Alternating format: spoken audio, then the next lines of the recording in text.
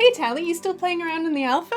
What's new? Oh wow, who's that? Oh, this old thing? Only my new Worgen with new awesome fur and human options. Only that, it's no big deal. He looks great, Tally. I know, right? I can't believe I've never really got into Worgen before. I mean, I have this nagging feeling that there was a reason, but I can't remember what it was. And anyway, who cares? Because look how baller they obviously are. Basically, all my characters are Worgen from now on. Yeah, I'm pretty sure there was a good reason why all of my characters weren't Worgen too, but whatever it was, it looks like Blizzard have well and truly sorted it now. Yeah, whatever the reason was, it couldn't have been that big a deal. Time to get Snowwolf here into Stormwind, where he can trot about being wonderful, and everyone can admire what a very good boy he really is.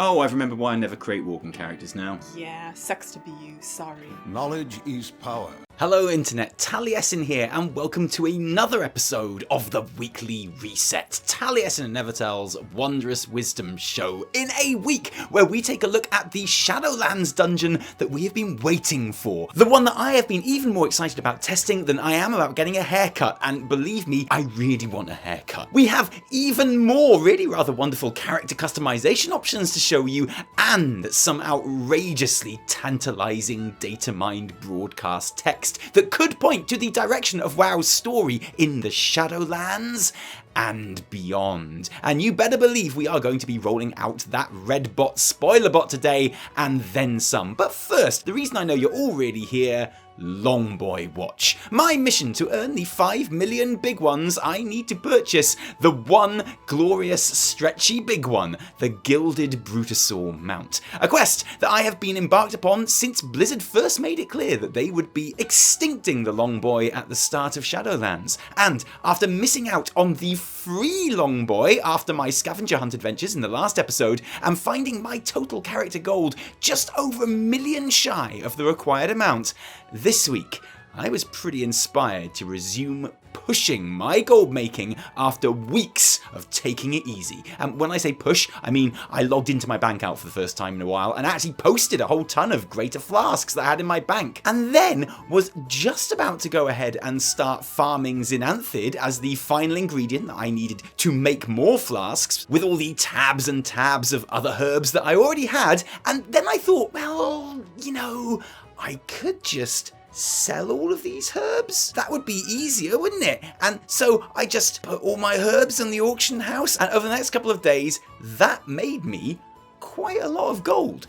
Not enough to buy a Longboy, obviously, but quite a lot. And after a couple of days, I was just sitting there looking at all my gold and thinking, you know, it's a shame that I sold all my herbs because I'm only around 500k short right now. And if I hadn't sold all my herbs, I could be making flasks right now. And in hindsight, it was probably the wrong move to sell all my herbs. Except, literally, as I was thinking this, a mail appeared in my inbox from Gallywick's Boost, who organised the scavenger hunt that I did with Preach and Nobble. You know, the one where we and the rest of our raid team beat Method to world first. That one, where we beat Method. Now, Preach had said, when he asked me to take part, that there was 500k gold in it for me, personally, but honestly, I thought he was joking, that it was just bants, hanging out with my friends and beating Method to world first being its own reward. But here's the thing, Internet, it wasn't bants, it wasn't jokes, Preach was serious, and there, in my mailbox, was a considerable amount of gold. And now I had a quandary, because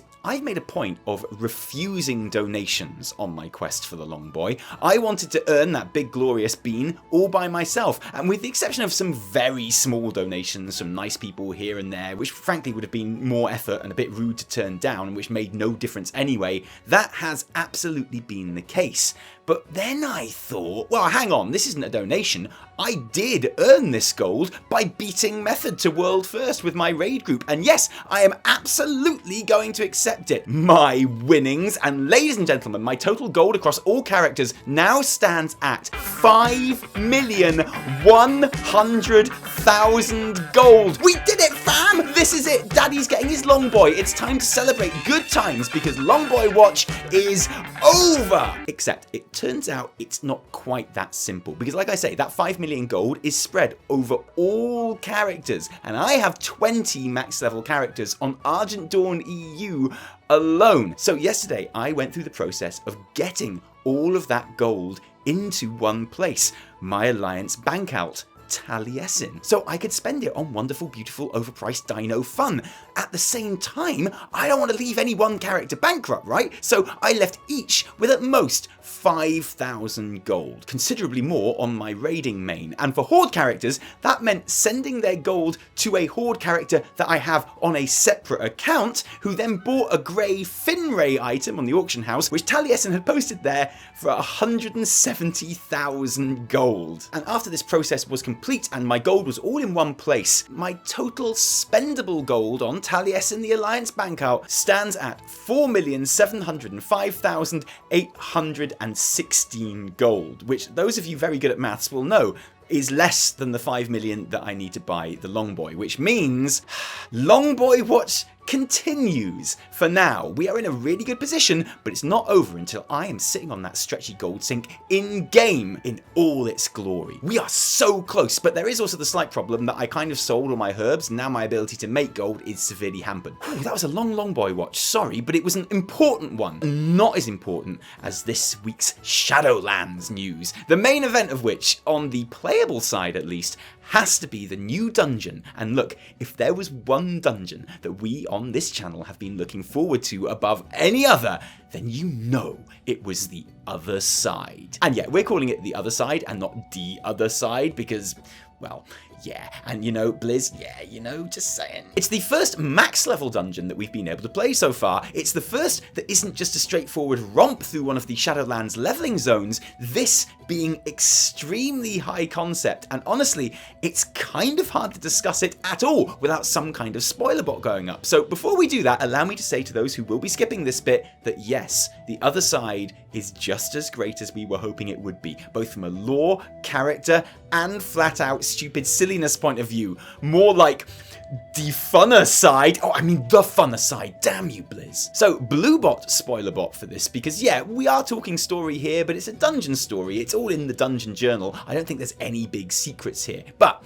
the general idea behind this dungeon would appear to be the culmination of the story in Ardenweald, as everyone's favourite lower of death, and also current lower of kings, don't forget, appears to be locked in a battle to take back his, I guess it's his realm, and it turns out his realm is basically a troll version of Uldia, but a lot more fun, because Bwonsamdi got an imposter. Mueh'zala is making his move and trying to take this place for himself. And to battle the God of Sleep, Bwonsamdi needs to build up his power, which means us confronting various beings that have made deals with Bwonsamdi to collect on that debt. And this is why the dungeon is so great, because each wing that your party goes into is a whole different location or plane of existence. So you head to weird upside down freaky death troll world to take on Hakaar the Soul Flayer. Oh yeah, and that's the other great thing about this dungeon is the incredible lore focus of the characters. And after Freaky Troll Deathland, we go to Mechagon in the next wing. And like, it uses assets from Mechagon as you'd expect, but it's not a reused location. This is a whole new part of Mechagon that we play through to confront Millhouse and Maleficent Manastorm. Yeah, that's right. Some evil dick at Blizzard sat down and thought, how can we make the ultimate troll dungeon? Of course, we make it a troll and gnome dungeon. Perfect. Then we go to Ardenweald, which as we all know is beautiful and freaky looking enough, but you're in the other side now, baby, and we are cranking that shit up to 11. So this Ardenweald is like a broken, collapsing version of the zone with floaty rocks and stuff, and the boss here is one of those faceless, scheming, conniving, Oscar Pistorius looking broker dudes that we totally told you were untrustworthy a couple of weeks ago, didn't we? But you didn't listen, but we told you. Confirming that these guys are definitely bad news. news. We are definitely going to their part of the Shadowlands in like 9.2 or something. I repeat, do not trust the brokers, okay? The final battle against Mueh'zala is particularly interesting just by how intense it is. There's some very big healing and movement and a one-shot wipe mechanic where you have to make it to a row of portals that appear before an explosion goes off, killing everything on the platform.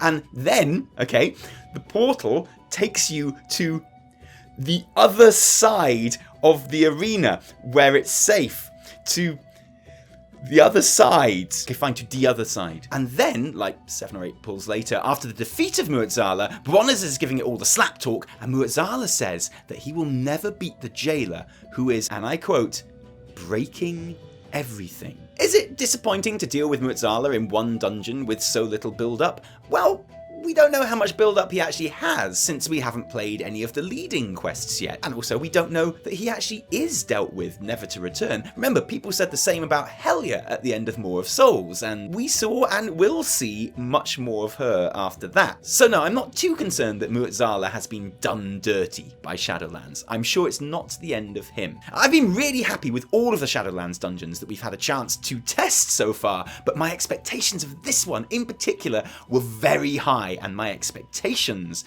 were totally met. I think this is the single most imaginative and silly and impressive looking dungeon that we've had in many an expansion. And I, for one, am looking forward to everyone hating it forever because of that super annoying trash in the sewer bit of Mechagong. And that's fair enough, because like seriously, screw that trash, okay? This is a terrible dungeon and I hate it. Another huge round of character customizations got added to the game last build. This time the Draenei get some new skin, hair, beard, and horn options, as well as the truly mesmerizing tail length options. Like, I'm not being funny, I can sit here for literal hours watching that tail getting longer and shorter, but also thicker and thinner as I switch between the options. It's the girth that fascinates me. Add in the new optional tail jewelry and actually, is it getting hot in here? Like, are you really warm? I don't know, I'm just really feeling quite warm all of a sudden, I don't know. We also have Worgen being able to customize their wolf form separately from their human form, who of course get access to all those juicy new human options too. I mean, sure, everyone is just going to use the Greymane very good boy white wolf option with the Geralt human hair to match, but it's cute that they gave us some other options too, including, of course, bald options for nearly every race in the game, for both male and female characters. Shiny! We also got a look at the barbershop options, which allow druids to change out and specify their travel, cat, bear, and water forms, and whoever's idea it was to have a Gran Turismo customizing your sick ride style menu here deserves a medal. Give them a medal, Blizz. Tell them it's from me. There's some predictable limitations on this. You can still only select options available to your race, so you can't be a night elf and then decide you want a cool tier and wicker cat or whatever, which makes sense. And for those appearances which are from glyphs, like the doe or the orca or whatever, you need to have the appropriate glyph on your character to be able to select the appearance. Still, dat dodo, am I right? Another slightly awkward thing about this new select screen is how there really is no place to hide for some of these older models, and having them out here in all their low-res glory really makes you think maybe it's time for a little sprucing up on some of these. But all in all, the whole implementation of this gets a huge thumbs up from me. For our final customization options today, we have to dig a little deeper into the data, where Wowhead has uncovered upcoming night elf customizations. And fam, this shit is insane. The headline is definitely the leaves in the hair options for, yeah, okay, females, where it gives them the cool, wild, and feral elf of nature feel that I've only just realized has kind of been missing from their look for forever. But the male night elves get this too, in their hair and their beards. This is some proper green man shit right here, and I am so here for it. Look how awesome this is.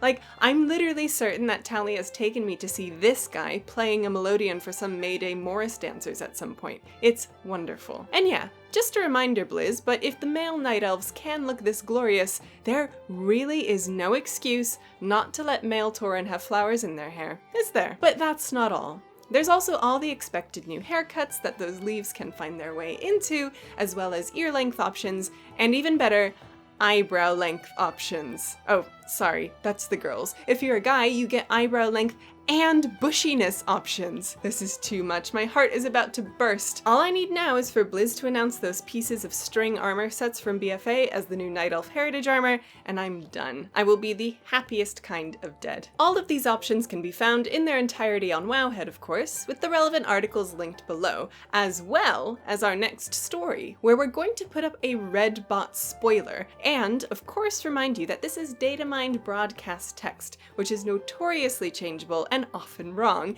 and as such should be taken with a grain of salt. This stuff can and does get altered beyond recognition before it goes live, but it's super fun to talk and speculate about kind of for those exact reasons. And there are some biggies. The first involving Nathanos, who has a bunch of encounter style lines that appear to be attached to the pre-patch story. At least part of that apparently has us tracking him down to Maris Stead, his own home, and engaging in combat. As in, honestly, this could be the end of Nathanos' Blightcaller right here. There's no like, oh damn, you defeated me, but look, I'm still clearly okay and I'll be back later in the expansion to finish this properly type line. In fact, it appears there may be a big cinematic at the end of this encounter. Basically, I think Nathanos is going to die. Like, again, of course, but properly. And actually, that means he'd go to the Maw, doesn't it? So actually we would see him again. Anyway, okay, forget I said any of that. And let's move on to Matthias Shaw and the Alliance, where all may not be well. Because these lines apparently come after Sylvanas takes out Bolvar Icecrown, and it would seem after we confront her ourselves. And it would seem that Anduin was with us for that as yet unknown Rumble, but here's the thing. He apparently doesn't come back because there's no pug-nosed, beautiful, angel-faced boy who's weirdly even more beautiful when he cries on the throne, and everyone is instead talking about who should be king. We know that a lot of big lore characters are going to be imprisoned in the Maw and need rescuing by us throughout the course of Shadowlands, including Tyrande and Jaina, and now it would seem the boy king himself. Interestingly, Greymane has no desire to take control of the Alliance, and so the High Exarch takes on the job, as in Taliesin. Now, look, I love Taliesin, okay? The man is a fox. But if you were one of those people who, like me, thinks the expansion after Shadowlands will be a light versus void, pick your side intergalactic spaceship disco war, where both sides are kind of our enemy, then the head honcho of the Alliance, being a 1,000-year-old super zealot lightbound Naru shill, could be very interesting and useful in terms of setting that up. Hopefully we'll be able to rescue Anduin and get him back to his rightful place soon. Because he isn't nearly as into the light. Oh, damn. And lastly, maybe most interesting of all, is some dialogue from two new characters as part of Tyran's Ardenweald storyline. Wowhead are calling the quest the first Night Warrior. The Night Warrior being essentially the avatar of Elune's power, and what Tyrande currently is after she completed the ritual in 8.2 to take back Darkshore for the Night Elves. Apparently, all Night Warriors go to Ardenweald when they die, suggesting that the zone has a pretty strong link with Elune. And as such, we are able to track down, if not the first, certainly an earlier Night Warrior, which is interesting enough, but this OG Night Warrior, Theonax, is a male, which is very interesting for a whole load of reasons, not least of all, Theonax's conclusion at the end of the questline that the only way to help Tyrande survive Elune's power infusion would be to somehow spread that power among several vessels to be found in the zone. So, a lot to get our teeth into here. More lore about the Night Warrior, a male Night Warrior, a chance for Tyrande to be freed somewhat of Tyrande's power and responsibility that she burdened herself with in Darkshore, and an in-passing, no big deal same-sex relationship to boot. Because, yeah, sorry, this OG male Night Warrior has a husband, which is fun to see because, you know, we don't see very much of it in WoW, to be perfectly honest. All good stuff, and a topic of very excited chatter, as you can imagine, on the forums, where the player base was awash with speculation about what this new information meant, where it could be leading, and what Blizz could possibly have in store for, no, it was a shit show, obviously. Gotta get those boxes checkmarked. Male, gay, crapping on Nels, because why not? These poor purple folk can't catch a break. Okay, hang on a second. Give me just a moment before we go on here, okay? Because we all know how this bit works. I read out some hilariously over-the-top and hyperbolic comment, and we all have a good laugh. But this week, there's a bit more going on here, and to be honest, a lot of these comments really piss me off. So I kind of want to take them one at a time, and this one is a good example because it neatly encapsulates pretty much all of the problems that a surprising amount of people seem to have with this data mining. 1. The idea that the inclusion of a pair of husbands is somehow ticking a diversity box of some sort. We'll get to that. And 2, that this is somehow retconning established Night Elf and Night Warrior lore. The wider implication when you put those two things together then being that Blizz have shat on the lore specifically so that they can crowbar in a couple of gays to tick their gay boxes. Oh, we'll get to that. So let's look at that. First of all, does this dialogue contradict any established lore? Well, it's data mined broadcast text, so even if it did, then it wouldn't really be a problem because, like I say, this stuff often changes before it makes it to the game. But as it happens, no, it doesn't contradict anything. Probably the most important thing is that there is nothing that suggests that Theonax, the old Night Warrior, and Kadarin, his husband, are Night Elves. Why would they be? Most characters we've met in the Alpha questing so far have specifically been from planets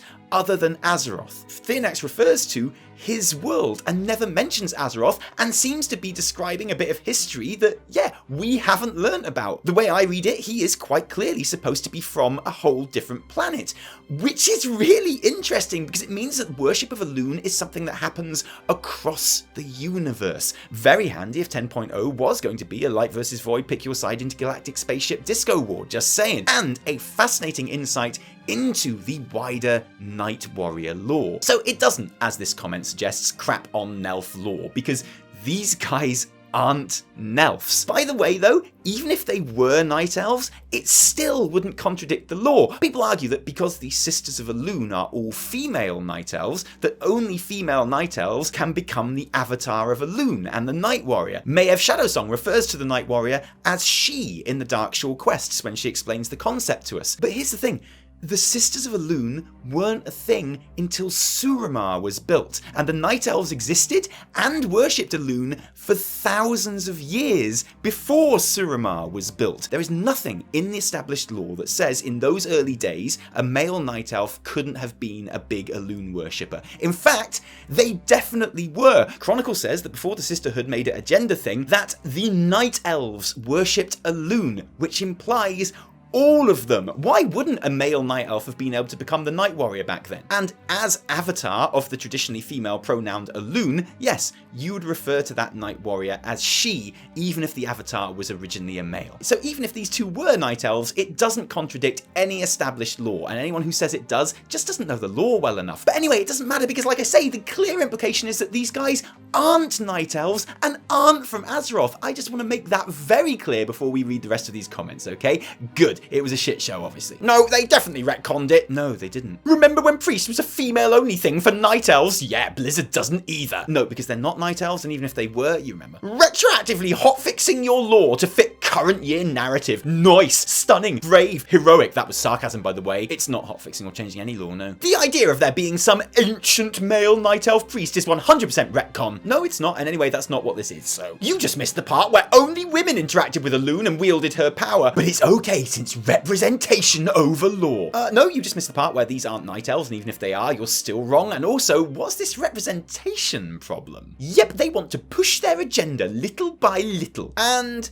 here we get to the real problem some people have with this, because as I think we've shown, it's not a lore or retcon issue. And one more time for those at the back, a male Night Elf Night Warrior would not contradict established in-game lore, and that's irrelevant anyway because all indicators suggest that Theonax and his husband aren't Night Elves. And it's amazing how many of these comments draw a connection between this entirely imagined and non-existent retconning of the lore and the assumption that the reason this retcon, which isn't a retcon, exists, even though it doesn't exist, is to push an agenda of including a same-sex couple to tick some boxes. I really wish all this stayed out of WoW, and you know what? That really pisses me off. I'm pissed off because you are completely wrong about the lore, and that's bad enough, okay? But most of all, I'm pissed off because it feels like every time the merest sniff of an LGBTQ character makes it into any game, the same stupid arguments get brought up from these same people, and I'm sorry, but I am so done with your shit. So if you have found yourself saying anything like this, I generally don't mind any relationship stuff as long as it isn't forced. However, it does feel a little tiresome and checklist-like at the moment. I wish they would just make good LGBTQ+ characters instead in media in general. Then this bit's for you, okay? Because you need to hear it. You might think that this is a reasonable comment, right? Like, what is there to disagree with here? Sure, no one wants anything which is forced. Obviously, everyone wants good LGBT characters. Sure, what's wrong with this comment? Well, for a start, in relation to this datamined dialogue, what exactly is forced about this same-sex relationship? This character isn't called Rainbow McGayface of Lesboland. Having a husband isn't a main character trait for Theonax. The important thing about Theonax is that he used to be the Night Warrior. But yeah, he also has a husband. Why is that forced? It's not. And maybe you would say in response, well then, Taliesin, why does he have to be gay then? What does it add? It's tokenism, to which I would reply, when have you ever asked that about a heteronormative relationship in any game? When Mankirk asked you to find his wife, did you say, well, hang on, Taliesin, why does he need to be straight? What does it add? What reason is there for him to have a wife and not a husband? And don't get me wrong, you shouldn't be asking that because who cares? But if you wouldn't ask that question for a heterosexual couple, but you do ask that question for a same-sex couple, then you are not accepting those relationships equally. And not accepting them equally is the definition of discrimination. The quest writers should be able to say, and this dude has a wife, or this dude has a husband, and give both of those decisions the exact same amount of extra thought, i.e. none. And the same thing goes for characters who are women or racial minorities too, by the way. I guess what I'm saying is this. If you habitually need more justification for a same-sex relationship in the game than you do a heterosexual relationship, take a moment to ask yourself why you are holding the objectively throughout history less privileged group to much stricter criteria for inclusion, and be very honest with yourself about the answer. I don't want to have this conversation again, okay? Basically, grow the fuck up, fam. We're better than this. And another bad thing about all of this, something that all these stupid complaints have made you miss in this dialogue, where the OG Night Warrior is saying Tyrande needs to find a way to share her power with a bunch of other people to survive. Do you not think this is clearly setting up Night Elf Paladins? Because it sounds to me like this shit is setting up Night Elf Paladins, okay? And I think that's what we should be talking about here. But we've run out of time because I was talking about the gays. So Evie, I've been thinking, I haven't actually asked you this, like in person. So here we are in front of all our friends, putting you on the spot. Wow, all right. You are a Night Elf main. I am. So like you have a vested interest in these new Night Elf kind of like customization options. Oh my god, yeah. Now I know how excited I am to see the hair and the leaves in the hair. Yeah. And also, have you seen the little vine Jesus kind of like headbands? Jesus. Kind of like thrown like Hold on. Crown of thorns. Jesus sort of thing. headbands. Yeah, Jesus headbands. Crown of thorns. Yeah, or just like a headpiece. Yeah, but it's like made out of thorns. It looks like a crown of thorns. I mean, looks like Jesus. Look, I'm just saying. Okay. All right. Look, if the universe is infinite, okay, and there are other like planets, and if the Christians are right and God created all the planets, yes. then there's probably a race like night elves somewhere, and right. they probably had their own Jesus, and he probably wore like a crown of thorns quite a bit like the one. Anyway, what I'm saying is, are you excited? Definitely cutting that bit. Are you excited about the leaves in particular and the hair? The leaves and the hair are good. I have to say, like, Evitel's, Evitel, the night elf, Evitel's style is a bit more kind of like Sentinel, like a bit more on the military side of things. Right, okay. Right, so she kind of tends in that direction, but I could see her going a little more like leafy queen. How long would her ears be? I would say medium length. The super long ones are a little bit weird. Really? Aren't the super long ones what they are now? Yeah. And like, yes. Okay, so you would specifically take them back. I think I'd take her ears back a tiny bit. But you wouldn't have the little chubs though. The little chubs? No little chubs. Probably medium length ears, long ass eyebrows. Ass eyebrows. I'm not sure Blizzard have actually like implemented that. They haven't done like any of my ideas. But maybe one day, I cannot wait until that episode of the Weekly Reset where we're my God. guys, it happened. We got our ass eyebrows. All I'm saying is, yes, I'm really excited about these options. We would like to just draw your attention very quickly before we end for today to the Taliesin and Evitel badges. We've done 3 of them with our logo and with the knowledge is power, and with this one, which was the latest one, it's shit show, obviously, which apparently is something that people associate with this show. For some reason. They were limited edition, they were done, they'd all been bought, they'd all been sold out. Boom. But it turns out that actually, we've got 100 more of these now. No way. We've got 100 more Shit Show Obviously badges. Hey. There's a link to them. I mean, there's always a link to them in our description below, even though they've been sold out. That's true. So you can go and check that out towards the bottom of the what is usually quite a long description for the Weekly Reset with all those links and stuff. You can go and you can buy this right now for yourself, and then when you're walking around, when you're at school or at work, and you're in an important meeting at work, and your boss is like, "What does your badge say?" and you'll be like, "Shit Show, obviously," and your boss will go, "I too am a fan of Taliesin and Evitel. Have a promotion," and you'll be like, "Don't mind if I do," and then your boss will be like, "It wasn't a shit show, obviously," and you'll be like, "Oh, I get it," and then your life would be better. Thank you for joining us today. If you like this episode, don't thank us, thank our patrons who give their actual real life money to make all of our videos happen and all our work happen, full stop. If it wasn't for you guys, there'd be a whole lot less Taliesin and Evitel, so thank you. If you didn't like it, downvote the shit out of it. And remember, my name is When Seams Come True. They make the badges that we've got. The Shit Show badges, I don't know if I mentioned that. We've got a badge. You don't say. Yeah. Hey, do you remember that time when I was in a raid group and we beat Method to world first? No. Sometimes I think Tell of that. me again. Okay, I will. Actually, don't. From me, Taliesin. And me, Evitel. Until next time, cheerio.